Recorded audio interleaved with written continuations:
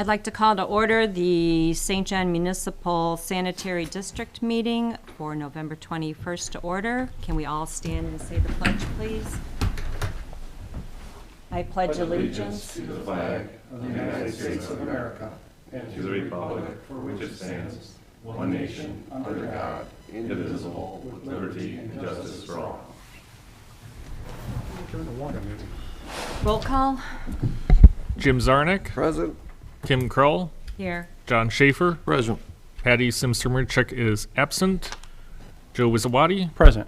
and Wayne Pondinas. Present. We have a quorum. Approval of minutes for the October 17th, 2023 regular meeting. Do I have a motion to approve? So moved. Do I have a second? Second. All in favor say aye. Aye. Motion passes. Sewer and landscape credits. We have 4 listed here. We have Jennifer Lasacco, $422.92. Nicholas Robb for $17.62. Jeffrey Schneider, $331.90. And Catherine Wise for $33.79. For a total of $806.23. Do I have a motion to approve those credits? So moved. Second. All in favor say aye. Aye. Aye. Motion passes. Monthly wastewater budget to actual, we have Eric Walsh here. If you can come on up and give us a report, please. Good evening, Eric Walsh, partner with Baker Tilly. Do you all have what Patty provided in your packets for the 2-page budget analysis through October? Everybody has that? Okay. Just very high level. So 10 months through the year, from a percentage standpoint, that's 83%. So the quickest way to analyze this as a year to date is if you look at the far right column, see where you are revenue expense wise. What you'll notice in operating revenues, which is your lifeblood in the wastewater utility, you're right on track, 84% of revenue year to date. So that's good budgeting, and that's things coming in as we expected. If you go down to the second line from the bottom, this takes all of your operating expenses. So these are the day-to-day operations. This is not debt. This is not capital. This is not payment in lieu of tax. This is your day-to-day operations, salaries, wages, repairs, maintenance. You're trending a little bit under budget, which has been the trend for the last several months. You're about 76% year to date. October was very similar to prior months, up a little bit from September, August, but very similar to early months in the year. So you're trending right on track, operating revenues. You're trending below on operating disbursements, which is a good thing to your bottom line. If you go to the next page, these are what we call below the line. So again, we're looking at this on a cash basis. Enterprise fund, which is what utilities are, kind of run them as a business. You want to look at them, cash is king. Are we generating more than we spend? So these are the below the line items. This is what will typically fluctuate much more than the prior page. So the first item is non-operating receipts. These are things like interest income, your system development charges, tap fees, so on and so forth. You'll notice pretty well on track, a little bit below budget at about 73% year to date. Not totally unexpected. Obviously, still a lot of housing going on and building, but your biggest is your connection fees, and probably seeing a little bit of a slowdown from prior years there as well. If I could ask a question about that? Yeah.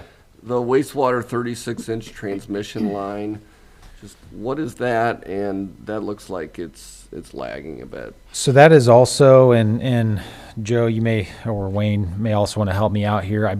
My memory serves me, that is when a transmission line was put in years ago. There was a negotiation that as new connections came online that were benefited by that service main, there would be an additional fee paid by the home builders to the recapture fee. I think they call that, and I think every month it went up $9. And so if it was $20 this month, next month it's $29. Next, it would increase up to a certain point, and then it would go away. Do you remember what development or when that? That was the Gates Okay. development and lot and development. Yeah, the original amount was like 3.5. They did an amendment on that agreement. It's like 4.1, 4.2. and it accrues 8% per annum for 15 years, that would effectively be like an $8.1 million obligation. And since you brought that up, I would like to kind of to know where we're at dollars and cents wise in terms of that recapture agreement. So going back to when it was, originally, implemented to when it was amended, I did ask Dave Westland about that as well to get the agreement so we could have, some hard numbers on those as well. But we're going to need to have a dollar analysis to see if, because it expires on December of 2024, or if we hit that dollar amount. So that's what I want to know is dollar amount. Have we hit that? Are we close to it? Are we far off from it? And it's just going to roll off in 24. But we should know where we're at dollar-wise on that, because I'd hate to overpay for something once we've hit the magic number. Yep, we can assist with that and go back and get the records from this office. And Yeah, I think that would be a good thing to have those numbers. Yep, we can do that. Sure. If you go down, the last section is your non-operating disbursements. The largest expenditures here would be debt, not only bond payments to Sherrillville, and then also the temporary loan that you had from the water utility. You, as of October, have 2 more payments to go, annual payments of $500,000, so you still owe $1 million back to the water utility, and I'll talk about that in a little more detail in the next report. Overall, if you go to third column from the right, total year to date, and you go down to third line from the bottom, you'll see year to date you have a positive cash flow in wastewater of $383,000. So you're trending in the right direction. The 2023 budget, if everything came out perfect to budget, that's the far left-hand column, we would anticipate you would have a negative cash flow for the year of about $375,000. So you're beating budget as of right now. That's a result of obviously revenues being right on track, actually slightly above, operating revenues being below, some of your capital spend, et cetera, being a little bit below as well. So overall, it's a good trend. You're beating kind of the target we set. Good. Any other questions? Thank you. All right, and now the preliminary rate impact analysis for Sherrillville projects. Sure. Does everyone have in front of you the report, top left corner, November 20th, 2023? Yes. Okay. I'm going to walk through this. This was a result Beth, Joe, Wayne, others had asked, with the Sherrillville biosolids project upcoming, and obviously St. John being made aware of that and what their portion potentially will be, how will that potentially be paid for, and what impact could that have on ratepayers of St. John? So I'll walk through a couple of pages with you. If you go to page 2 and you look at the top third of page 2, this is a snapshot as of the end of October of your cash, basically fund balances, cash and investments, okay? Left-hand column breaks it down by fund. So you'll see things like system development fund, wastewater treatment plant expansion fund, operating fund. Some of these funds have restrictions set on them, so you can't spend all of that money, but a portion of it could be available. And that's why we're showing your current balance in the column that totals $6.8 million. Then we're showing minimum balance required or recommended. The reason I say required or recommended there is you have bonds outstanding. So some of these are legally required and some of these are best practice. So for instance, in your improvement fund where we're showing, we suggest you have $250,000 sitting there. That's not legally required, but that's a best practice because that's 1 year spend, what we call pay-go spending, kind of cash payment spending just for normal capital improvements. If you don't have it, you're not really doing anything wrong. It's just not you're hitting a best practice. Conversely, when you look at the sinking fund, bond and interest account, debt service reserve account, those are legal minimum requirements. In your bond ordinance, the covenants you made when you borrowed funds, you legally must meet those minimum requirements. What's the coverage on that, 125? Yeah, your bond coverage for all of your outstanding debt's 125. Mm-hmm. So when you take where you sit currently, $6.8 million, you take kind of that minimum required / recommended of $4 million, you're about $3 million to the good. What that means is that's not, hey, we have $3 million, we can go spend it. That's, you have a buffer of 3 million. So you're pretty healthy. But then we also in the far right column take into account, yes, but of that, you still owe $1 million back to water. So when you take that off, even though you're not going to pay it for 2 more years, you're going to pay it in annual increments over the next 2 years, you're sitting at about a buffer of just under 2 million. It's going to be important later on we talk about options, but I want to come back to one fund that's really 2 funds that sit here. If you go to the left-hand column again and you see that System Development Fund and the Wastewater Treatment Expansion Fund. Your System Development Charge Fund has about 1.8 million in it. Your Wastewater Treatment Expansion Fund has about 2.7. The System Development Fund, that is funded from when new connections, new builds occur. You have a system development fee that gets paid and that gets held in that fund. Those can be used for really any system expansion type work, anything that's adding capacity or any capital improvements that are needed to be able to serve your customer base, okay? The Wastewater Treatment Expansion Fund is really a fund that's not a typical fund you would see. And we inquired and talked a little bit with Joe and Beth of why was that fund created? Can we find an ordinance? Is there anything that puts restrictions on that fund? As far as we've found, we can't find an ordinance that establishes that fund. We're accountants, we're not attorneys. So we reached out to Phil Facinda. I think you guys are familiar with Phil. He's an attorney with Barnes and Thornburg, has worked on your bonds in the past, et cetera, and asked him the question. His response was if there's no ordinance, it likely would revert back to the same restrictions as the improvement fund, which means you can use it on capital spend, anything that you'd like. I'm saying that with the caveat of if there's an ordinance floating around somewhere that hasn't been found, this could have been established 20 years ago for some reason we just don't know about, okay? Why that's important is because those 2 funds together, you have over $4 million sitting there.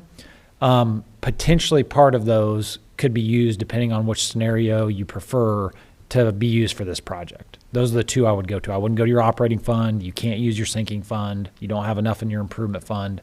But those 2 funds you could use towards this project. How is the wastewater treatment plant expansion fund being funded? Part of that is part of that, I believe, is actually part of the wastewater 36 maybe going in there as well. I'd have to go back and look. But you also have like lot and intercept fee payments. You may know this, Wayne. I don't know what Lawton is. That was another development at some point. Right. In another pipe. So it's those development fees as they're paid by new build. That's what's going into that fund. Okay. So again, it's kind of unusual that you guys have all these, to be honest. Most places would have like the system development charge fee. That's easily understandable. And they would have all these other funds go into like an improvement fund. Okay, we're going to use them for capital expansion down the road. There's a reason you guys separated this at some point. We just haven't found that ordinance to know why. And it's been long enough since, and legal counsel saying as long as you're not spending it on operations, it's probably an okay expenditure for improvement. The other piece I would say is Sherrillville is obviously who treats your sewer. So to be able to expand and be able to treat or to provide service to your customers, that's a logical capital spend of these dollars. Does that make sense to everybody? Yeah, do you know how long, how many years it took to build this fund up, or how long they've been collecting it, or is this an annual revenue, or do we know what the annual revenue is going into that fund? The system development and like the tap fee expansion, those are collected when the new build comes in and they pull the permits, right? Mm-hmm. So it's on a per house or per development basis. So later on in your report where you show those tap fees, and that's what's feeding this fund? Yes, and you'll see that's why I highlight those in those reports, because that is depending on your view of the economy going forward and St. John build out, do we want to rely on those Right. so heavily? Okay. So if you'll go with me to page 4, now this is a snapshot of the project.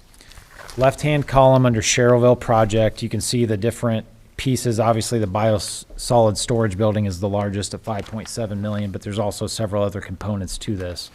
So the total Sherrillville estimated project is a little over $12 million.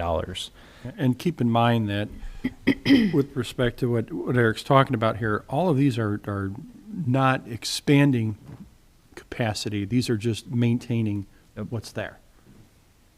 Keep that in mind, because we'll be discussing something later. So, One thing too? Yep, go ahead. We met with Sherrville, Mr. Wiswati, and this projects are going from 2023 to 2027. Right. This is not immediate, so the stuff on the bottom is the 2027, the stuff on the top is the earlier stuff.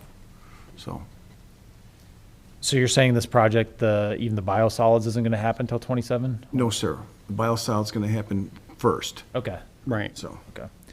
So St. John's allocation of this is 30%. So you'll see in the top half of this page, it's the same number, about $4 million for St. John in each of these options. Down below is what changes. How would you fund this? So scenario one, we're saying you do a bond issue, fund the whole $4 million. We're going to show you a scenario of a 10-year bond issue, spread that cost over the next 10 years. Scenario two is you use some of that cash we talked about that you have, or fund balance you have in reserve. You use $1.8 million to pay the biosolids portion, and you finance the rest over 10 years, about $2.3 million. And then scenario three is, okay, what if we just used all of our cash basically to try to fund this up front? What does that look like over the next several years? Okay. And back to his point, with respect to this project, it's not all right here, right now. Yep. So these are 4 years, projects. And Sherrville even said some of these might get pushed back even further, just depending on, their capital situation too. But this was their optimistic view as they presented it to us. Here's the projects we're looking at doing. Because we went to them and said, hey, what is this, $5.7 million, project you guys are doing? And so we went over that and we said, can you let us know what else you got? And so they brought us a whole list, and then they forwarded us a list after that with the project. So that's what we gave to Baker Tilly to put the numbers together.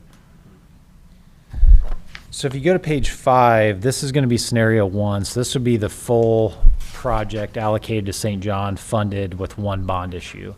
So obviously, if you're going to finance a portion of this and you're going to have to do the financing, even if this is spread over 3 years or so, you don't want to do multiple financings because that gets pretty expensive. You got to pay us multiple times. You got to pay legal multiple times. So if we can do it in one fell swoop, that's your most efficient way to do it. So this assumes that sometime next year, potentially, maybe a little bit later next year, you take out the $4 million bond issue, and we're structuring it around your other debt. So if you look at the second column from the right, that is the bond issue for the $4 million over 10 years. What you'll notice is as your water temporary loan is rolling off, so those payments are going away, as some of your capital payments and your 2012 bonds, your capital payments to Sherrville and your 2012 bonds are going away, it actually is a fairly opportune time for you to take on debt, because then that fits into your payment schedule. You actually see your overall payments go down even with adding this debt in. Does that make sense to everyone? Mm-hmm. So you just kind of have a sweet spot here where debt's rolling off and you can replace it with this debt. You could actually even shorten this less than 10 years if you wanted to, but we're just showing you kind of a 10-year option at first so you can kind of get your bearings. The second, page 6, the second scenario is where you would use $1.8 million of cash up front, do the biosolids, and then finance the remainder over the same 10 years. So you'll notice obviously your payments are a little less. Now under this scenario, if you could use cash on maybe the early projects, the biosolids, something else, you probably wouldn't have to bond for maybe another year or so, maybe you're 2025 when we bond. We're showing it in 24, but we can figure out those timing issues as we understand which scenarios you all have an appetite for. Again, debt's rolling off. It's about half the payment, so you see a drop in your overall payment. So from a rate structure standpoint, that's going to be good. And then as we build out on page 7, scenario 3, which is an all-cash option, what we're showing on page 7 is at the top, this is that pay-go capital. So these are the things that a few months ago were identified as just normal annual type capital spend that's going to come from cash as we go forward. The bottom of the page, though, then lists out these additional projects. Now, it sounds like some of these may even be delayed farther because we had, the storage building, clarifiers, primaries all in 24, and we had about 500,000 plus in 25. Sounds like that can actually be spread out farther now. Is that accurate? Like what Mr. Wiswai said, this is kind of like a wish list. You don't have a definite, but we wanted to get some scale of what the future is going to bring for us as far as funding goes. So, Eric, I would say it's probably going to be extended out. They weren't very confident with the dates they gave us, but they gave us something to say, get this on the radar, so. So I would maybe say this is probably the most aggressive, so from your standpoint, worst case scenario from a cash spend aspect. Right. Yeah, if you're worried about having the cash, on hand, then obviously it makes sense to do the bond. But, if you're going to do the bond, obviously it makes sense to bond the project and then use the bond proceeds up front and then reserve your cash for later if you're going to do a mix on that. Yep. So then what we did is starting on page 8, now we're going back to scenario 1. So again, this is the bond, the full 4 million, and we're just showing you a cash flow summary. So in 24, this assumes no rate adjustments. This assumes about a little less than 2%, around 2% growth, 1.5% in your customer base, which is very conservative compared to historical. Assumes interest rates start to go back down, so you're not going to get as much interest income. And then I highlighted your tap fees and your system development charges. I refer to those as SDCs. We kept those flat from your budget. That is the one where we really need to think through how comfortable do we get with that. I'm probably more comfortable if we show those declining, just like we are interest income going forward. But for argument's sake, in your first purview of this, I just wanted to show you holding those flat. Then we have your operation and maintenance expenditures. We based it on the 24 budget as well as inflationary adding to it. Your debt is not only your current debt, but now this is adding on this bond issue for the $4 million. You have a payment in lieu of tax you make to the general fund, and then you have that pay-go capital that I talked about earlier, so your cash-funded capital. With no rate adjustment at all, what you'd look at under this scenario is you'd have some negative cash flows the first 2 years while you still have some of that debt rolling off. But as you get into 26, you start seeing, even at your current rates, starting to generate some positive cash flow. For the full 5 years, you're basically cash flow neutral. You're about a negative 50,000 overall in those 5 years. So you kind of end up where you start. 5 years later, you have no rate adjustment. But again, this is kind of relying heavily on those new build system development charges and tap fees. You have coverage on debt without a rate adjustment. What that means is what Joe referred to earlier. You could go issue bonds without raising your rates because you have coverage even on a future bond issue. So this could be an aspect where you say, okay, we're fairly comfortable. We kind of have a good cash balance. But as soon as we maybe see a dip in the economy where we start seeing new build, new construction go down, which now we got to wean off those tap fees a little bit, now you may need to take some rate action on that. It's kind of, you preserve that right, so to speak. Or you could take rate action even on the front end, just say, hey, we're in good shape now. We still want to preserve it. Maybe we do a cost of living type inflationary adjustment, maybe a 3 or 4% type phase in this year, next year. Gives you a little bit more comfortability with these numbers. But you're in a good enough spot, you could bond early next year if you had to without doing anything with your rates. The bottom of this page is just a snapshot of, this is minimum required reserves. So these are the legal reserves. This takes away any best practices. So it's kind of, if you look at the bottom line there, the required reserves, that's like we don't want to get close to that, or we can't go below that with our bond covenants. This shows, once again, you'd see a little bit of decline the next few years, but you really end up where you start. You'd be in fine shape, again, if those new builds come in where they are currently. A little bit different of a picture on page 9. This is the one where you use about 1.8 million of your cash up front. We're showing it happening in 2024. All the other assumptions are the same. You're going to add new debt. It's going to be about half the debt, though. You're going to add it over 10 years. You're going to have debt rolling off. We're not going to have a rate adjustment, so this is status quo. Once again, you'll see 2024, obviously, you're going to bleed through some cash because you're using 1.8 million right out of the gate. 2025, you're in pretty decent shape. Keep in mind, when you look at 2025, if you trended to budget like you are this year, you would probably actually have a positive cash flow in 25. You know, this is as if you spend all of your budget is what we're showing here. So it's more of a kind of worst case. If you trended like this year, you'd be in good shape. This one, if you look over the 5-year period, though, even though you start hitting positive cash flows on the back end, and by 2028, you're hitting really positive cash flows, that's because all that debt's rolled off by that point. So you're really generating good cash. With no rate adjustment, you burn through over the 5-year period about $1 million in cash. Now, a key here, though, is on the back end, you're generating very, very positive cash. So in this case, it's one of those, do you really want to raise rates now? And then 5 years from now, you may be really over collecting, so to speak, on the revenue side.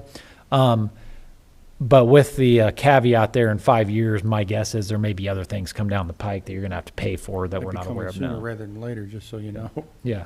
Does that make sense to everybody? Again, we could add a rate adjustment into this scenario, a cost of living type thing, if you wanted to see that pretty easily. Yeah. And then page 10, this is the all cash option. So again, I think this is pretty aggressive in terms of the cash spend from that prior schedule. It has it all going out really in 24 and 25. But now you're taking on no new debt. You've paid back the water utility at the end of 25. You've had 2 bond issues roll off, or bond issue and your capital payments to Sherrillville roll off. So now you're really generating very positive cash flow in 26 and beyond. Again, on that five years swing, it's about a negative 1 million overall, but you'd replenish that in 29 because you're generating so much positive cash. If you went this option, we are showing a 10% rate adjustment. We're showing it all in year 1 just to help the cash flow. You could spread that out. You have options here. If you said, well, looking at the graph, I don't like that because at the end of 24, if we actually spend all this cash, we're right at our legal covenants. That makes me nervous. There's some interim type financing options you could do here. You could do like a bond anticipation note. You can do those up to 5 years. Can't go beyond 5 years. You can do them with a local bank. So you could do something like that and say, hey, we're going to borrow maybe $1 million or $2 million just to make sure we have enough cash flow here in these interim years. But if times are still really good, we're generating the cash flow we think we're going to, we'll just pay it back early. We'll pay it back in 2 years or 3 years just to make sure that you don't go below those minimum reserves. I mentioned the ban route because in a case like this where you don't have to go out 20 years like a typical bond, if you can get down to that 5 year or less, which you guys are close if you want to use some cash, no problem. Cheaper way to go. You can go to a local bank. You still have some costs from us, but it's probably half, maybe even a third of what a bond issue is. You don't have near the disclosure and marketing documents of a full bond. Legal, you still have to write a bond ordinance, all those things. So you don't save a ton on the legal side, but you're probably about half the cost to issue a bond as you are a bond in total. Do it much quicker. Again, you can do a local. Typically, you don't have to do a rating of any sort, so you can go through the process much faster. The COI for bond issue versus going the 5 year route.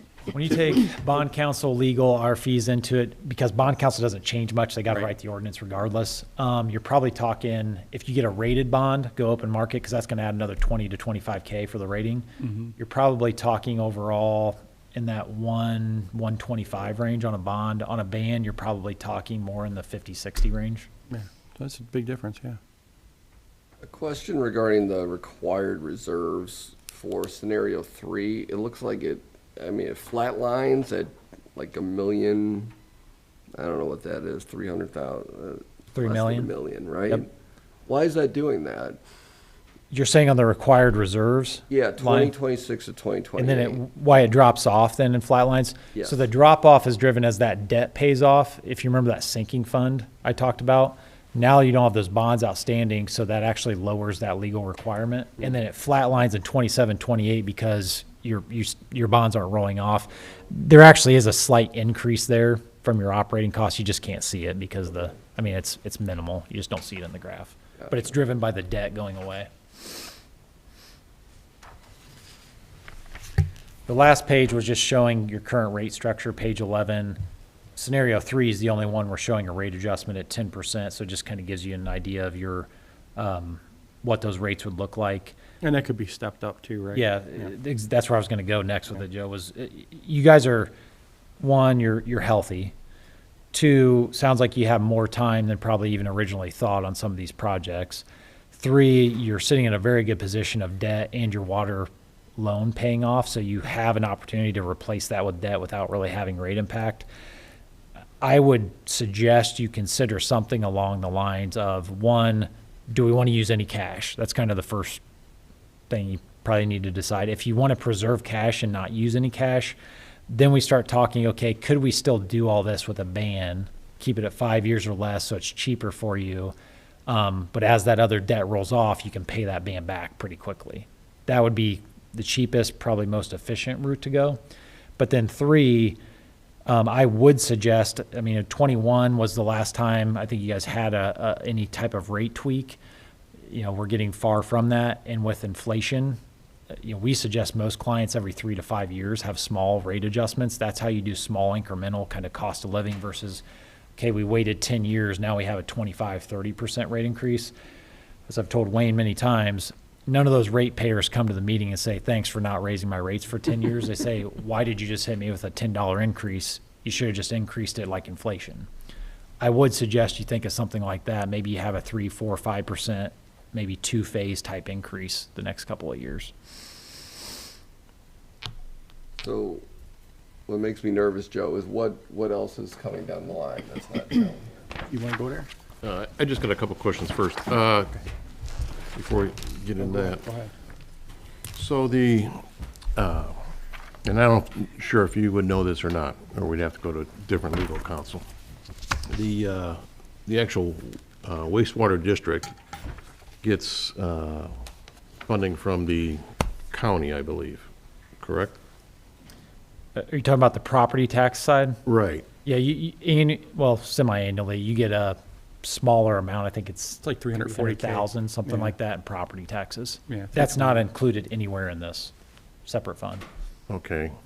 And then the other question I've got on that is, does St. John set the levy on that, or is that set by the county? Well, it's set by the actual amount that we appropriate, and then we set the levy based on the assessed value. Yeah, so you guys set the budget, and the city, your town council then approves the final budget after it comes from the board.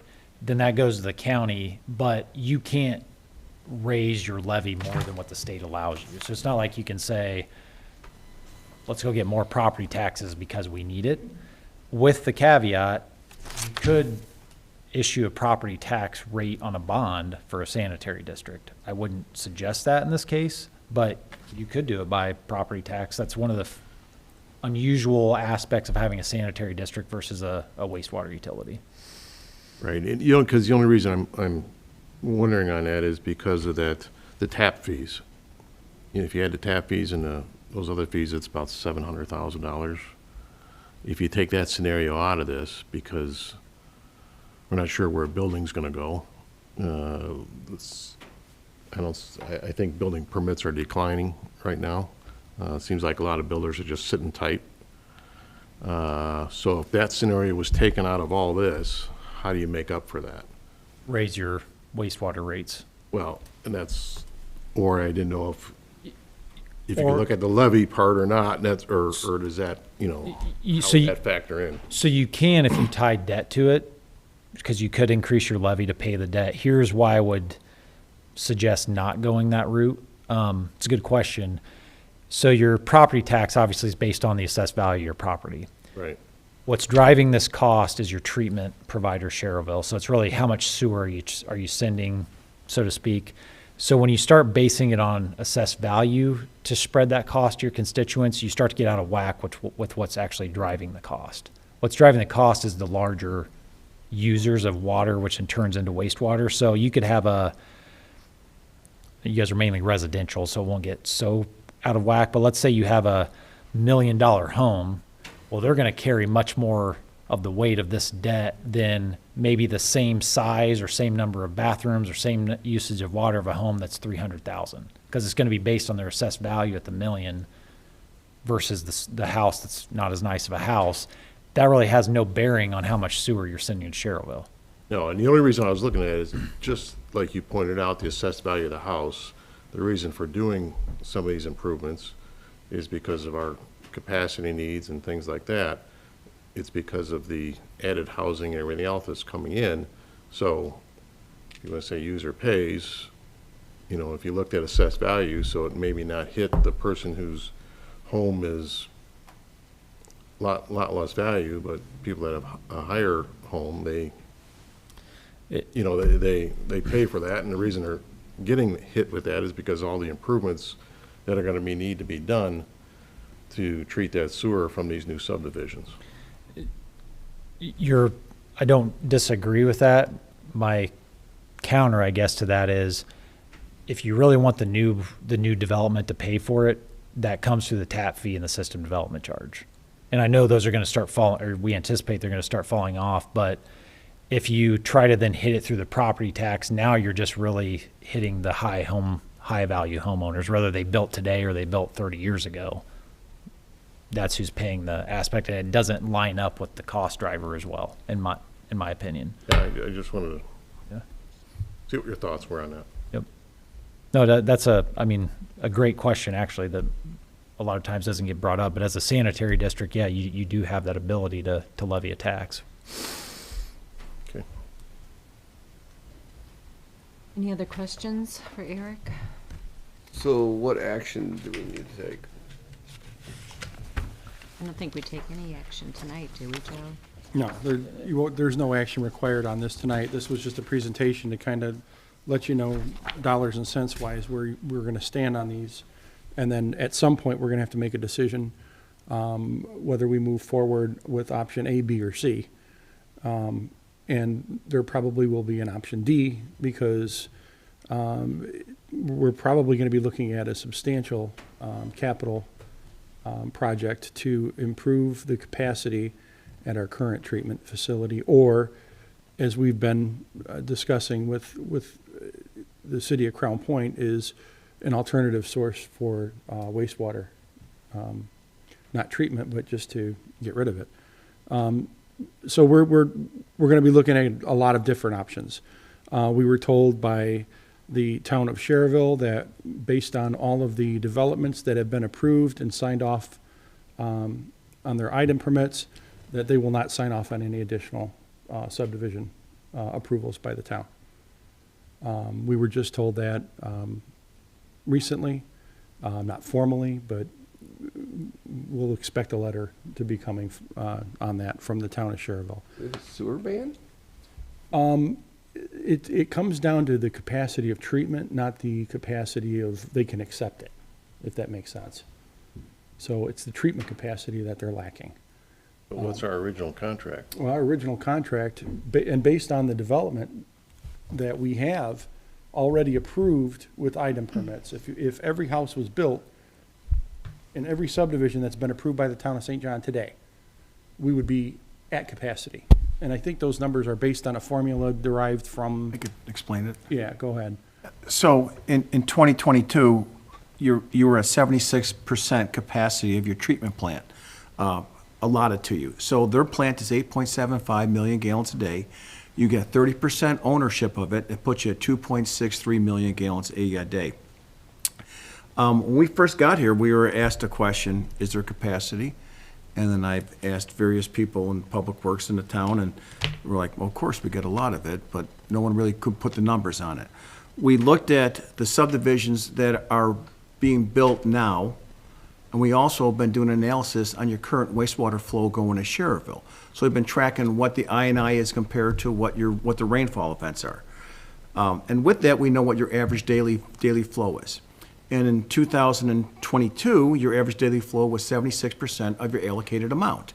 Okay, but nobody took into account the approved subdivisions that are not built now. So we have what's known as a population equivalency per the density on it. And in there's a list of, I'm going to guess 40 subs that are partially built out or haven't even started yet, but already got approved. And when you take in the population equivalency of the unbuilt homes, it puts you at 98% capacity. And that's where it's coming through. So people were looking at the flows thinking there's a big cushion. We got 25% cushion. That could last us years.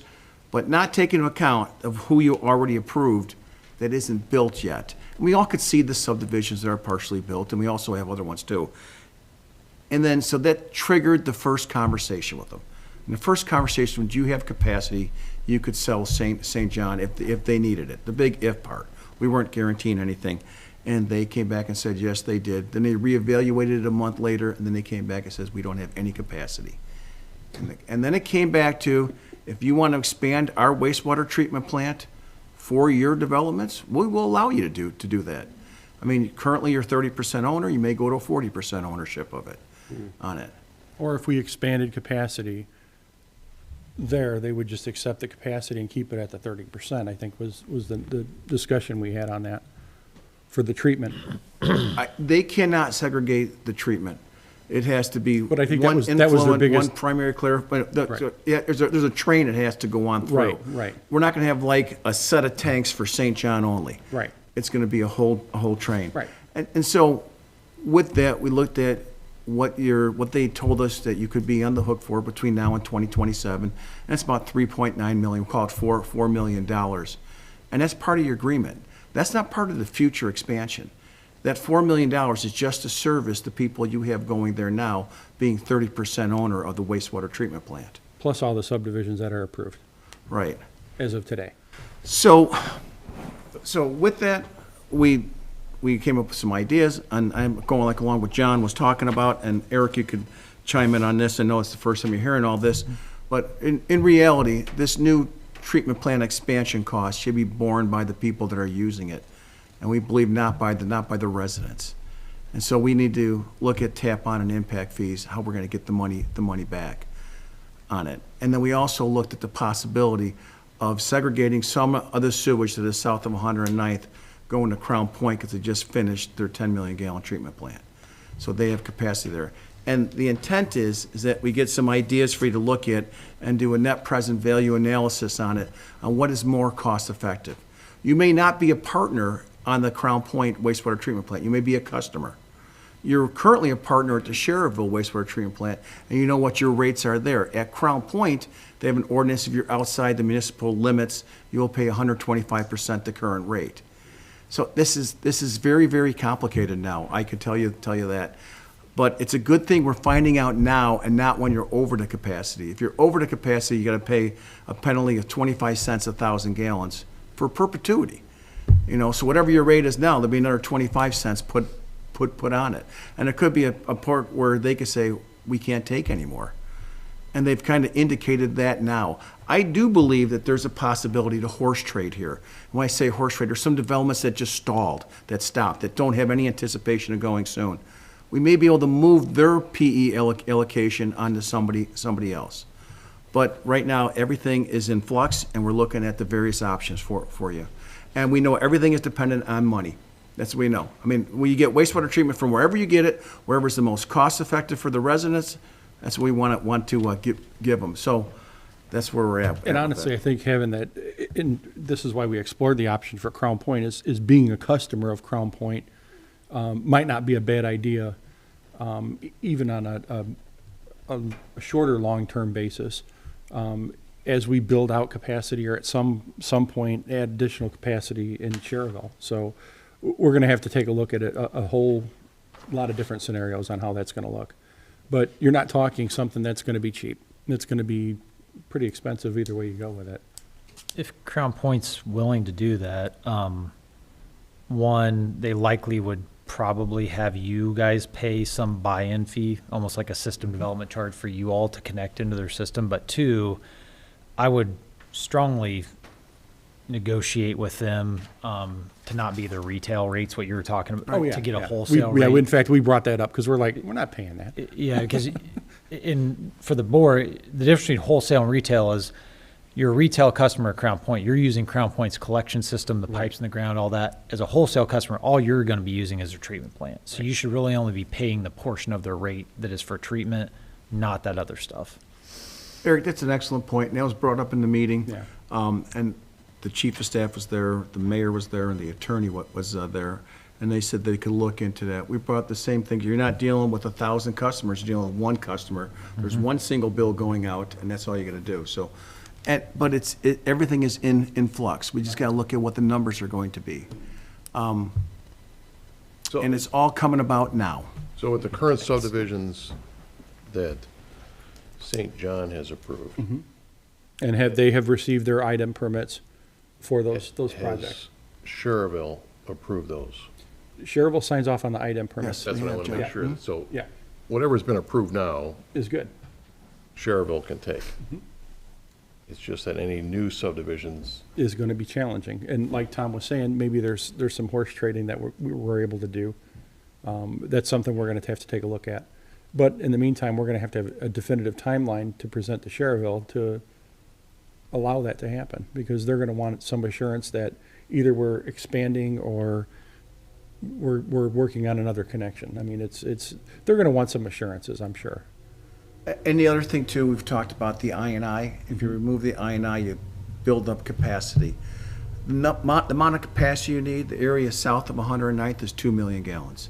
And then that's the first phase. There's another phase closer to Cedar Lake, which the town always had in their master plan to go there, but it's much closer for Cedar Lake to take it. That's another 2 million gallons. And to give you magnitude cost, Crown Point just did a 10 million gallon plant for $100 million. Each million gallon of treatment plant capacity is 10 million gallons. That's what they spent. Dollars. Okay, now, is that what they're gonna charge you? I couldn't tell you that, John. I don't really know what they're gonna charge you. What we're trying to do is trying to find a location where we could drop the sewage off at, and then we could work up a cost for pumping the sewage from this area to that area versus pumping the sewage into the Sherrville 36-inch sewer. We already have capacity in our 36-inch sewer to take this area there. That sewer was designed for this area. So there's a lot of trade-offs too. And then the biggest trade-off is gonna be the cost per 1,000 gallons. What's that going to be? And like what Eric brought up, will there be a tap on an impact fee that Crown Point's gonna charge us? Right now, I don't know, and you might know this, Eric, does Sherrville charge us a tap on impact fee when we get people coming in? I don't believe you guys give them part of your, Not on our Yeah. end. it's So- not uncommon that like typical wholesale providers like Gary Hammond, they provide for, you not only collect St. John's tap fee, you give them a portion of the tap fee too. Yeah, That's that's not the case, yeah. if I was Crown Point, that's what I would do. When they negotiated that whole revised agreement back in like 2017, they never did an analysis like, we did when I was asking, what's our capacity on water, what's our capacity on sewer, what is this looking like? And that's why we started exploring this. But when they did that, they didn't do any analysis in 2017. They just said, okay, we need an additional 10%, and that was that. And here we are just, a few years later down the road, and it's like, we're out. We're tapped out. Has anybody looked at the contract to see what the language is? Is there anything that says with the shareable contract that it's all or nothing? Like typical water contracts are? Oh, that's a great point. Yeah. Like, you have to be a primary, you cannot go to anybody else for it. There's no exclusivity on that. I did not see that language in there, but I was not looking for that language either. Yeah. There could be a single sentence in there that we will be the sole provider for St. John, no matter what. But I don't know. We got to take a look at it. We're St. John and the sanitary district, so the town of St. John and the sanitary district are joint owners of that. So I don't think there was an exclusivity in there, but I'm not saying that there isn't. But, Well, yeah. Are we owners or just have to pay 30% of any? You're 30% owner. And 30% owner with a 30% commitment on any cost. If everybody So wants the to, 30% owner, why aren't there discussions, since we're an owner, of the improvements that they want to do instead of them sending a Well, letter there is. saying? In the, Well, yeah, it didn't there sound like is. it. It sounded like they sent us a letter saying, In the agreement with the town of Sherrville, it does state that the town, that's why they sent us the notice, hey, we got $5 million coming up. You got 45 days to respond back whether or not you want to do this now. And then get an arbitration and all kind of stuff. I see John's point, though. It's Yeah. not like we're part of the process. right, also Here's they the just. bill. Well, Yeah. but that's the point is, I think they've been fairly transparent with a lot of this. I don't think they're intentionally just saying, here's the bill. I think, a lot of this stuff has, kind of just become run down. This massive, what do you call it? sludge storage building, Storage building is like literally rotting apart. Well, how did this happen so quickly? We had a meeting with Robinson, and I can remember the words they said. Everything is going good. Patty was up here. That's great. It's something to look forward to the future. Sherrville could, for them, they can have up to 85,000 people capacity. They're nowhere near that. Everything is great. Now all of a sudden, in the last 2-3 months, it's, man, we need to do this. We need to spend $12 million. How does that happen? I could explain it. When we first talked to them, they said they had 10% capacity, and they said, we can't use this. We'd love to sell it to you. And we're like, amen, perfect. We'll come back to the board, we'll tell them we got a solution. Then we sit down again saying, we need to get something in writing. They're like, we did an analysis, we don't have any capacity. That was the thing. They didn't do exactly what we did, and they didn't look at their numbers. All right, there are three costs that have been stated. I understand two of them, I don't understand a third.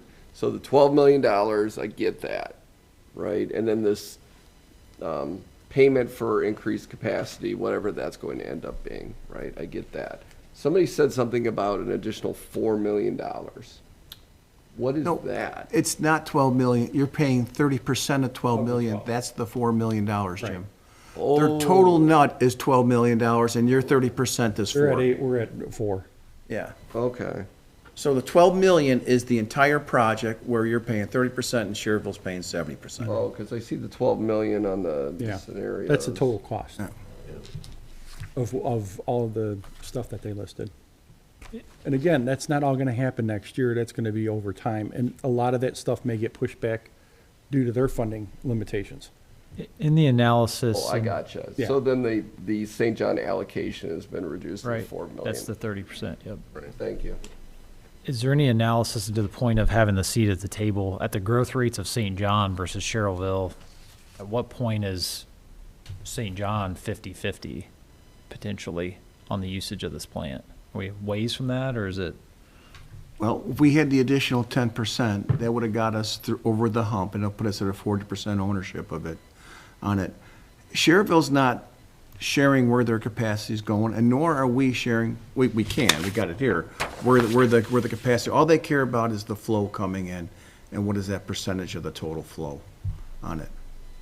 What are you getting at? If they're, does Sherrville treat anybody else? No. Just you guys? Just us. If I'm them, and we don't work for Sherrville, but if I'm them, I'm sitting there saying, okay, what's driving this cost? I'm guessing it's St. John's growth more than Sherrville. I mean, Sherrville's probably growing too, but they're a older community, so not at your rates. So they've got a massive subdivision out east of here that they're looking to bring on, so, and by massive, what was it, 1,200 or something units? It was lot of pretty big. people. So they're gonna have a lot of cost regardless coming. Yeah. This 12 million is probably the drop in the bucket, is Yeah. my guess. Is there an opportunity to become more 50/50 partners on this, which it's gonna cost you guys something to get that seat at the table, but I agree, you're a 30% owner right now, but by all intents and purposes, you're treated as a wholesale customer. I mean, they send you the rates and they say you got 45 days to respond, and Well, they man it and they budget yeah, it and yeah. they operate it, but Right. unless to just put, you want to go to arbitration or take them to court, you don't really have a whole lot of Right. leeway with them. And I'm not saying you want to bite that off. I mean, you're talking a whole different ballgame at that point. But if you're really wanting to have a seat at the table, the time to, I think, negotiate that is when they're going to have a ton of costs coming down the pike. And my other question too is the capacity they can't take is because their I&I is increasing. So they're having to treat more flow on their end, which is causing all these improvements, which maybe our I&I is not, but we're getting faced with the bill. Right, You know, so their improvements are to basically maybe fix their problem. And that 30% of, you know, it's not our problem, they have more of an issue with it than we do, but they have to make these improvements to treat that, and we're getting stuck with a bill. Yeah, but most of this is just rehab, Well, but not capacity. I can guarantee you, they're not gonna replace it with the exact same thing. They're gonna wanna increase. Yeah, I to think Joe's that's where- point, these aren't necessarily capacity improvements, but I agree with where you're going with that the 10% of capacity that just went away, what's causing that? Because now, if you guys are gonna grow, you're either gonna have to pay them for more capacity. If they're getting that tight on capacity, if that's all true, what they're saying, they're gonna have to expand at some point. So to your point, it's not this 12 million that's causing it, but there's gonna be another tens of millions coming that's gonna be caused by it. Right. That was my point. We're gonna be having a lot of additions gonna be needing there because Sherrville's gonna need to increase the treatment capacity. We're gonna need additional treatment capacity. So, okay, just so everybody knows, Sherrville told us they have enough capacity to be fully built out. And when you look at the proximity where the lands are and where the boundaries are, There's not that much land. We know they're not getting close to 85,000 people. Right. I mean, Nowhere near it. and also, it's their capacity. It's their 70%. They could do whatever they want with it. We don't have any say over it. We have say over our 30%. And So, Jim I don't Gorman- think Jim there's gonna Gorman be- ran that place, the sanitary, treatment facility. He ran that place for years, so he knows what it's capable of doing. Very, very knowledgeable guy. And lastly, I think that any improvement they're doing has to be an analysis done on behalf of St. John to see if it's cost effective, if it's warranted, or like what Wayne brought up, they may be trying to do some other improvements that aren't necessarily associated with maintenance. Like improvements, like what John brought up too. So that's gotta be taken a look at it.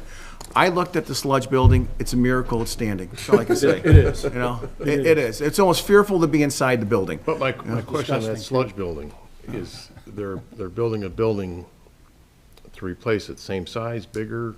It's gonna be the same And how footprint, much but they're bigger? changing the style of the roofing to look like you see the big salt domes on. Yeah, clear span, On right. NDOT, Yeah, right. clear span. And they're not going with the typical structure, going with that type of structure with concrete walls. 8 foot high, yeah. And it seems really like a reasonable way to go about doing it. Okay, they're not replacing it in kind, they're replacing the footprint in kind, but there's gonna be a different structure above it. I think a more cost-effective structure too, John, so. But we don't know what the costs are, and we need to see the plans, we need to see, and I think they wanna get buy-in from their partners before they start going too far down this road. Yeah. From a financial standpoint, I would say if you have a little bit of time here, and I'll go back to this 4 million that you're gonna have to bite off at some point. Hearing this probably even pushes me more towards a ban, because again, that's a short-term financing. It sounds like it's gonna take some time to figure out where you're gonna get your additional capacity from. You're gonna have a cost when that comes due. So you could issue the ban, and then if you have several million more coming 2-3 years from now, you can take that ban out with a long-term financing and do the rest of the project. And in that in-between period, I would be, what sounds like you guys are doing, talking to Sherrville of what is the build-out? What is the real capacity that they could allocate to you? Because if they're saying, we have capacity to build out to 85,000, and they're never gonna get there, well, where's that other capacity going? And can we have it, or are we gonna have to make upgrades to your plant to expand beyond your current capacity? Those are the things I think you guys need to know, and the timing. Otherwise, it's not gonna be, you're gonna be landlocked, you're gonna be building locked, because you're not gonna be able to get IDEM permits. That's right. And on the 85,000, that's combined St. John and Sherrville population. And where are you guys at now, if you Probably combine them both? 50 tops. Oh, I think you're at 22, 23,000, Oh, here, I'm and talking. I think they're at combined. 30,000-ish. Yeah. You're probably at And 50. That's where it's at. 52. Okay. So yeah, something there seems like there should be Yeah. capacity still to be Yeah, able to something be don't seem, purchased. something don't seem right, that's all I'm saying. That's what makes me wonder, if their I&I problem is just increasing and now they're having those issues, but they're putting the burden on us. I just, that has to be looked at, because that's Yeah. not The fair to us. document, it's a legal document. I look for flows and capacities and stuff like that, and there's could be something in there, John. I know there's penalties for having heavy I&I. Well, I mean, what's their plant flow? They gotta know what's coming in from Sherrville, so, just simple, what's their flow during normal dry periods? What's their flow coming in? They know what our flow is coming in, what's the difference between the two? Is theirs gradually getting worse? And now they have to do improvements because their I&I is going up, maybe ours is going up little or staying the same, we still have I&I, but if theirs is increasing, and now they're saying, well, we gotta do these improvements, and you're gonna pay 30% of that. Their town's much older than ours too, Well, that's what I'm saying. and their I&I is per lineal foot of sewer, I'm sure is heavier. I don't wanna have to pay for their I&I problem. I understand we have to pay for ours, but I don't need to pay for Sherrville's. That's something they need to address on their own. I mean, this is just simple line item descriptions, but high-speed blower addition, belt filter press addition, those are the two line items where it looks like they're trying to expand capacity. But we need to get into that a little bit more detail and talk with them and then figure where we're going from here.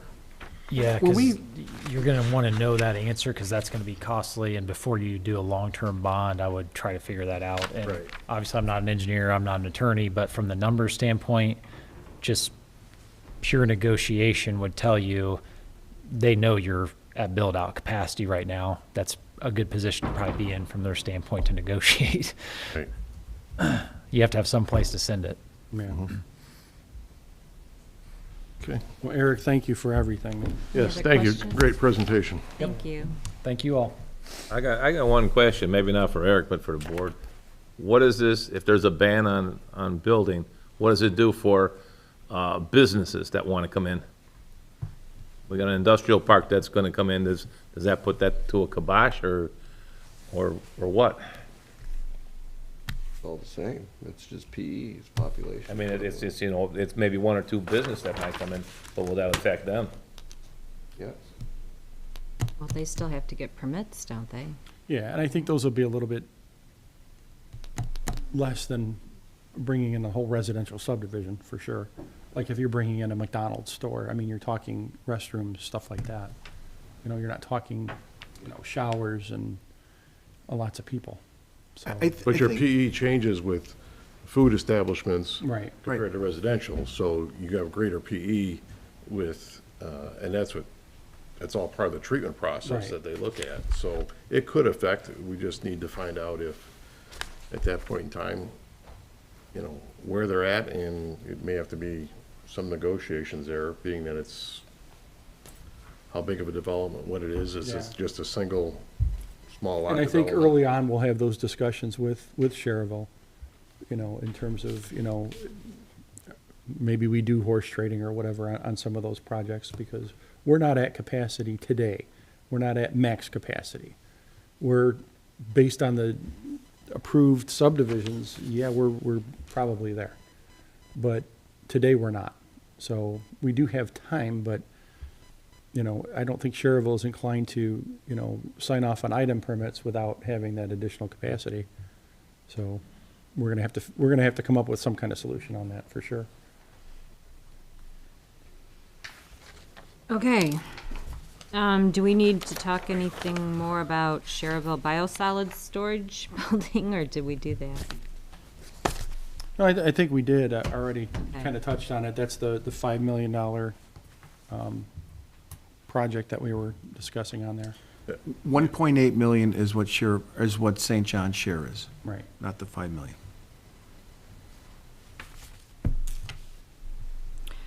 Okay, motion to approve and declare property surplus and authorize the disposition of such property through State of Indiana's public auction pursuant to Indiana law.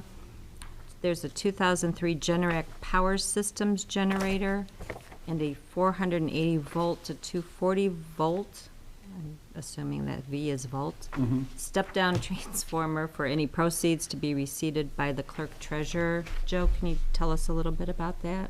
Yeah, so this was one of the generators that was used, I believe, at one of the lift stations, if I'm not It mistaken. was originally at Lift Station 1, One, yeah. then it went over to Lift Station, I'll call it Chilton Hills, it's either 5 or 4 or 5. And it wasn't suited for the electrical hookup that they had, so they had to buy a new one. The new one cost $98,000, and this one's just sitting out in Public Works yard right now, and they want to get rid of it. Okay. I mean, it looks nice there, but, it definitely needs to, if we're gonna make some money on it, then make some money on it. Okay, do I have a motion to approve? So moved. Second. All in favor, say aye. Aye. Aye. Motion passes. Okay, and item F, 13201 West 109th Avenue. Discuss and determine whether metered or flat rate building. Joe? So, yeah, we in fact, we have the owner here too, on this property. Right now, they're on a, well, if I'm not mistaken, correct? Correct, yep. So they want to tie into our sanitary system, and we have two options, basically. What we've been doing is having these sewer-only billings at, on a meter. However, there is the opportunity to bill them as a flat rate, which is what we used to do. So I guess there's two options on that, Wayne, unless you want to elaborate more on that. No, we've had stuff like this before. And I think some of the people that applied, don't they have to sign like a remonstrance if something else happens? They won't remonstrate against maybe getting water? Because he's asking for sewer. Right. I think that happened on, was it Christopher and 85th in that area? Yeah, if the board's willing to do this and he's willing to do it, there should be no problem. Water being provided as well?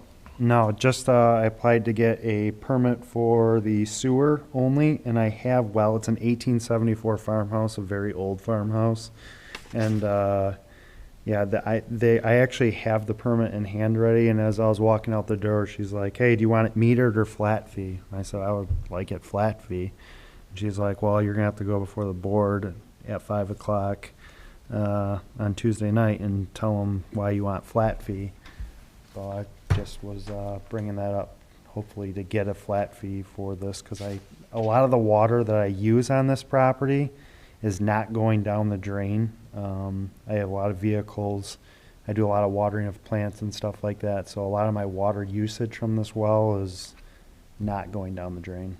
So is this a residence? Yeah, residents. Okay. Yeah.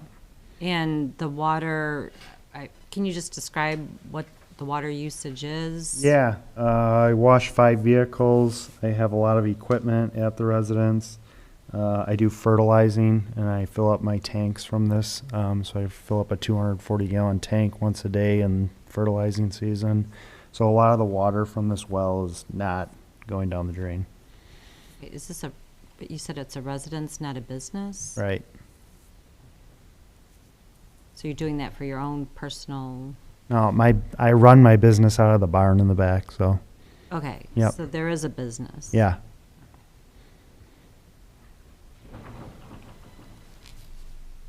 And I'm sorry, what was your name? Nick Lubbers? Okay, Nick.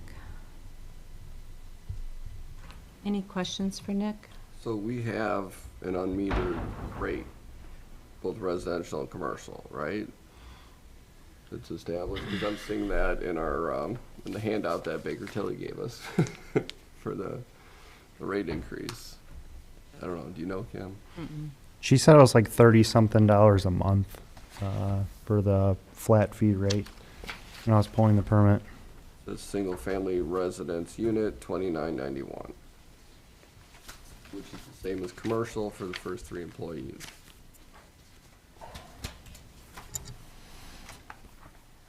I don't know what would be wrong with the flat fee. And my opinion is just the opposite. I think it should be metered. I think we should get away from flat rates. And there should be a way to separate your home, internal plumbing from your outside spigot or what you water your Would you do that on your meter then somehow, or install. Where's your well at? it's like in a weird spot because it's such an old house. It's like underneath the front step, right by the front door, like right along the house. It's usually wells are kind of out in the landscaping a little ways. This one's literally probably 2 feet from the foundation of the house, if that. So is the pipe going into the house? Does pipe- that feed your business? Well, I just use a hose spigot off the back of the house. So that could be separated away from the rest of the plumbing in the house, and then put a meter on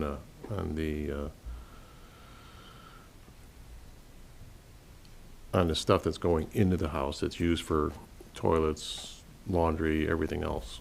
There'd be a meter installed on that. You'd have a separate line teeing off that goes out to your outside spigot, just for the outside for the barn that you said, or Yeah, I guess if the standard was flat fee, I would prefer the standard then.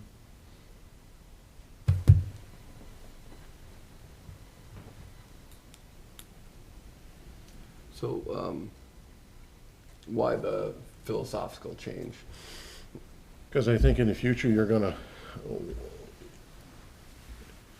want that as far as accountability and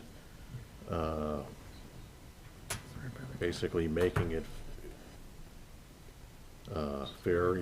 Then you pay for what you actually use.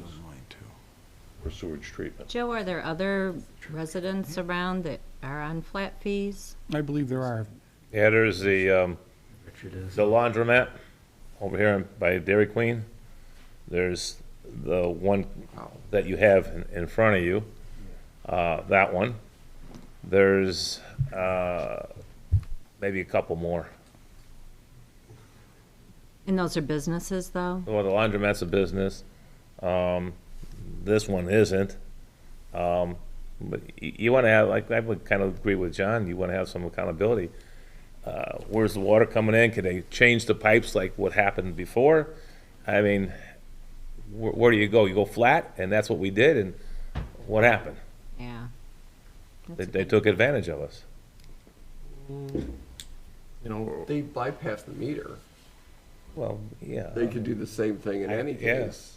Well, that's what That we're doesn't talking, what we're solve talking that. about is bypass the outside spigots.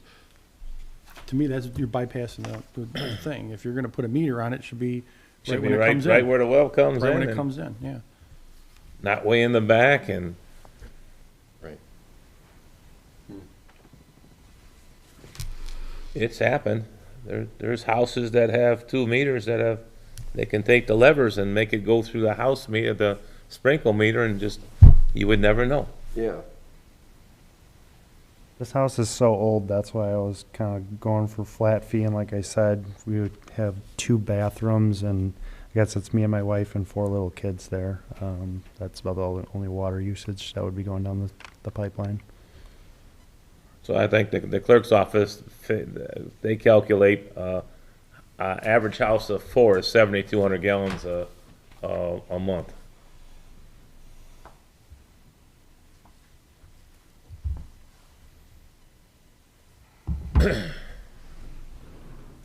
Well, what's the board's pleasure? Make a Or do you want motion? to have him take pictures of everything, and so he can show you and maybe come back? This don't have to be done that quick, does it? They already issued me the permit, so I mean, I think Reichelt wants to tie it in sooner than later. They were actually gonna start last week, and then I told them to hold off. What are they tying in? I have sewer, just sewer only. Yep. They have the subdivision right next door, and I asked them because my septic tank it's a smaller field and it's super old, like I said, 1874. And they said my life of it's about 10 years. And I asked the subdivision next door, I said, is it feasible to tie in? And they have a line right outside my property line where they're tying in, so it's just straight shot across. So I already paid the $6,000 for your permits and everything like that. And she's like, oh, do you want it metered or flat fee? I said, I'll take the flat fee. And she's like, and then they had like a 30-minute discussion in there whether it should be metered or flat fee. She said, go before them and explain why you want flat fee. And she said that probably shouldn't be a problem. And by the she, I mean Beth Hernandez. And I was talking to her. I've got one other question. Is there a water main in front of your home?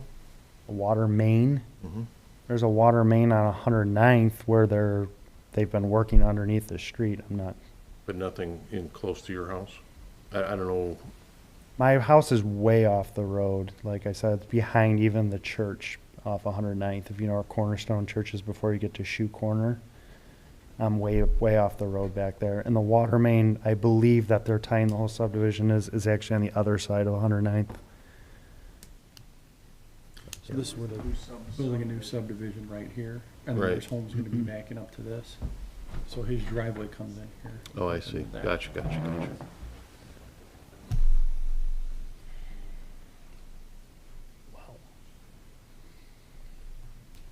So where were you tying in the sanitary sewer? Sanitary sewer is going straight across the backyard, and they recorded an easement, which I actually brought all my paperwork for this in May to get the permit pulled for this. And then they had to Altoff had to record an easement, which they did. And then once they recorded it, they called me in last week. They said, your permit's ready, pay for it, which I did. So you have an easement for Altoff- utilities, Yeah, Altoff has a and recorded it goes easement. south of your property It goes to the east. to the east. To the cul-de-sac? Goes to what? Toward White Oak Avenue. Okay. It's about a 200-foot run to tie into that. And they have a recorded easement between the two houses that they are putting in over there. And they did that for you because why? I talked to Altoff and they said that they could tie in. So then you would be able to tie into water also, correct? I could, but I mean, that was perfectly fine with well that I had.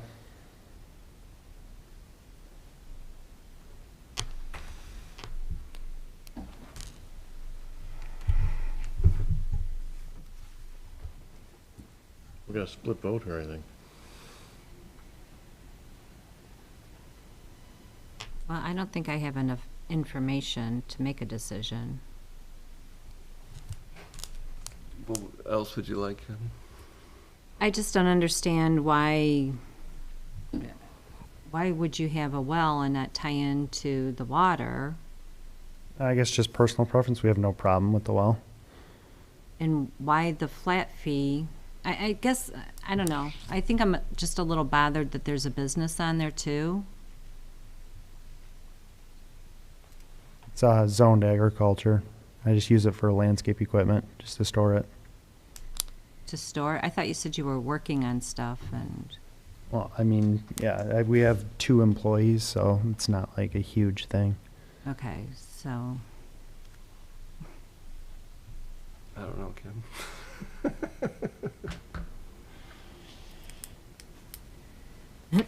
does anybody want to make a motion or do you want to Sure. table this? You've got, I'll make a motion that the board approve a metered well for sanitary sewer purposes, collection and treatment. Okay, I have a motion for a metered. Do I have a second?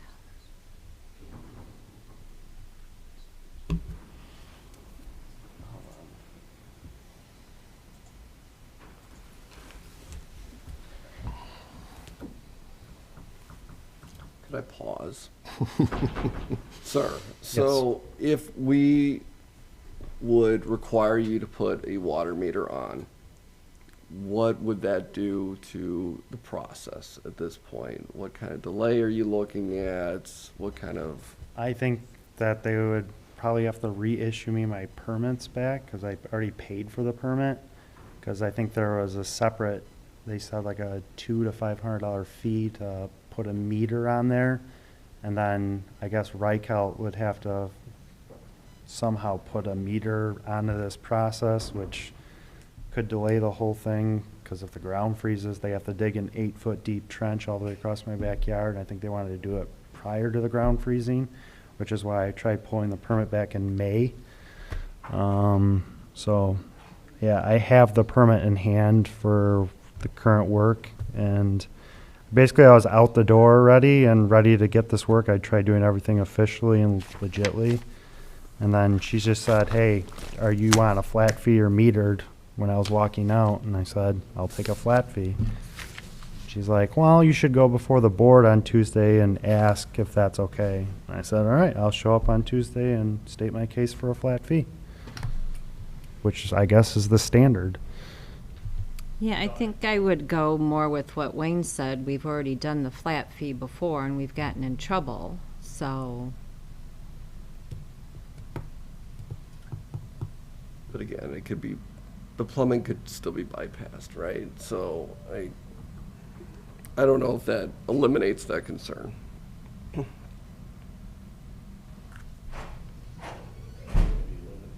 Bypassing anybody's home, but I think my theory on that is why create more flat fees when we only have, why create more flat fees when we necessarily don't have to? Right. We only have a handful right Handful. now, you know, because then what's gonna prevent a homeowner coming in and saying, you know what, I want a flat fee on my sewer, Exactly. whether he's in a subdivision or not? You know, those are basically grandfathered in, why create more? I think our goal would be to eliminate that flat fee and get everything metered.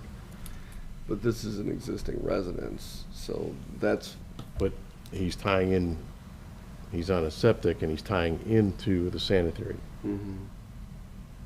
You know, it'd be like somebody that would request a flat fee for water usage. They never had it, but now all of a sudden, they've got the opportunity to get it.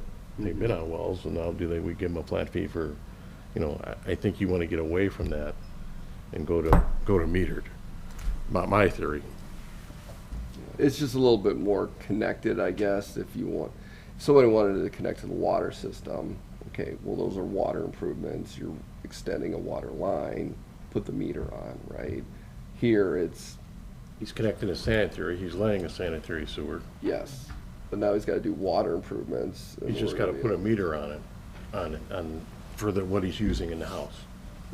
Just like you do, you know, like you get charged for it, I get charged for it, instead of a flat fee. And Yeah, I can see like a metering actually, like if I was having city watered, but metering like the well water that I'm getting, that I just don't see how that's legit and reasonable. the reason it's legit is because that water that's going into the sewer has to be treated.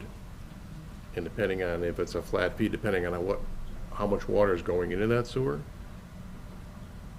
it's actually beneficial both ways. If you're using less than what a flat fee is, you'd pay less. If you use more, you're gonna pay more, so Like, it's but you're basically telling me to put on a meter and then do exactly what you don't want me to do, is bypass what I'm not putting in there. You're like, separate the business from the house and separate, so how do you separate it, the meter then? I mean, basically you're saying put a meter on, everything that goes to the meter is metered. How do you bypass that then? Like you're suggesting? everything that's in the house, plumbing in the house, when it enters the house, has to be metered. That's the whole well. It all goes.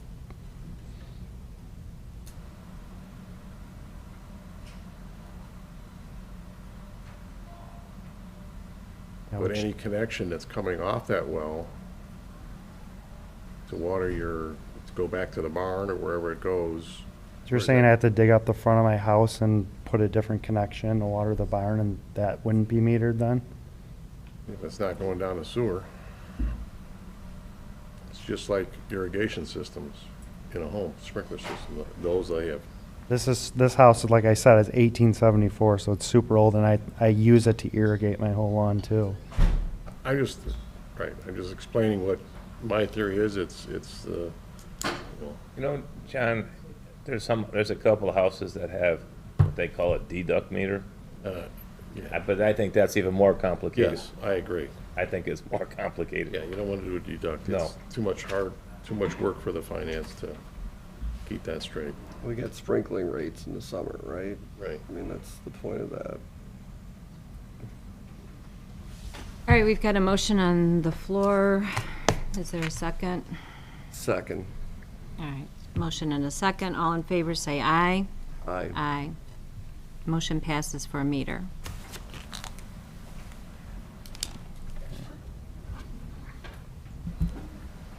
Maybe the building department give him a little latitude to let him get his sewer going and started.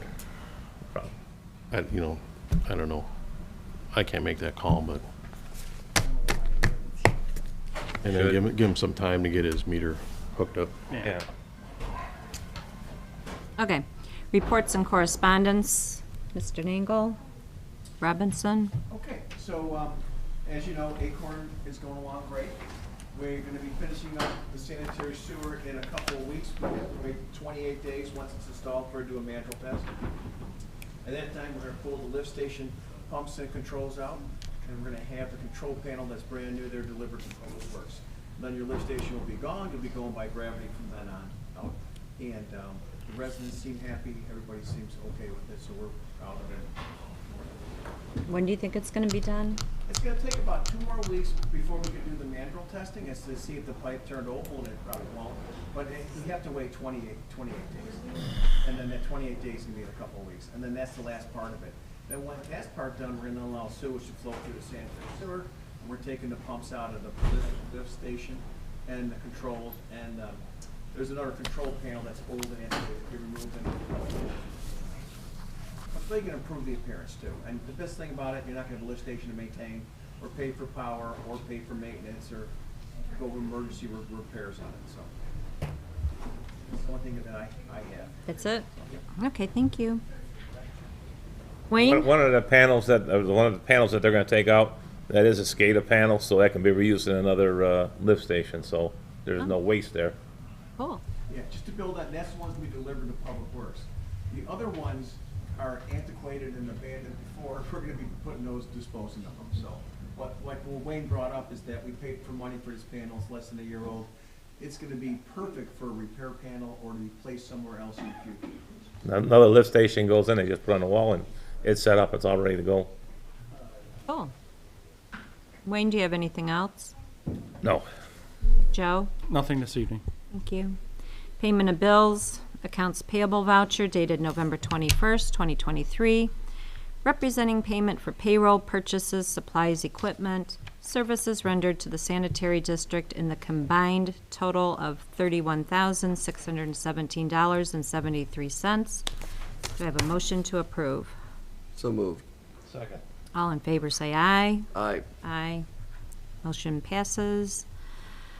Accounts payable voucher dated November 21st, 2023, representing payment for payroll, purchases, supplies, equipment, services rendered to the wastewater utility for the town of St. John in the combined total amount of $357,172.39.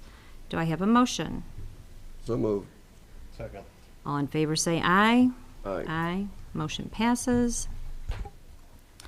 Consider motion to approve payment to M&J Underground, invoice number M23-0433 for Acorn Drive Sanitary Sewer Project in the amount of $32,791.95. Do I have?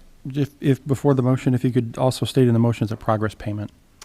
Yes. Do you want me to restate that? It just needs to say that the motion needs to be approved as a progress payment. Okay, so the motion needs to be approved as a progress payment to M&J Underground. I'll make that motion with the understanding that this is a progress payment and not a final payment. All in favor say aye. Aye. Aye. Motion passes. Any public comment? More people here. I just have one thing to bring up. Sure. So in the Public Works report, Joe/Wayne, there were 3 lift station pumps. Pumps out at 3 different lift stations. They're noted as off. The pumps are off, turned off. So I'm just kind of wondering why. Not for today, but Which lift stations? It's lift station 112, which is Hebron Lake. Yeah, Heron Lake, and then the main one up here on 41. Yeah, and then Is number Castle 1. Rock. Which one? Castle Rock at Declan. Oh, that's back in off of Declan, behind Lantern Woods. Okay. Find out what happened to them. Okay, thank you. Okay. Anything else? Hearing nothing further, I wish everybody a happy Thanksgiving. Do I hear a motion?